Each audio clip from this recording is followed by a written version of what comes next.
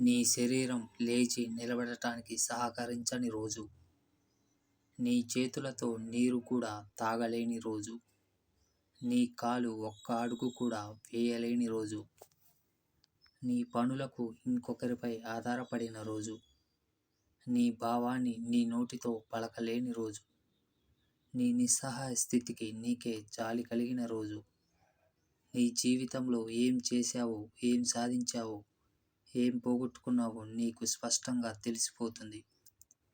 కానీ అప్పటికే అంతా చేజారిపోయి నీ తప్పు సరిదిద్దుకునే అవకాశం కూడా ఉండదు. అన్నీ బాగున్నప్పుడే ఆత్మజ్ఞానం గురించి తపనపడు.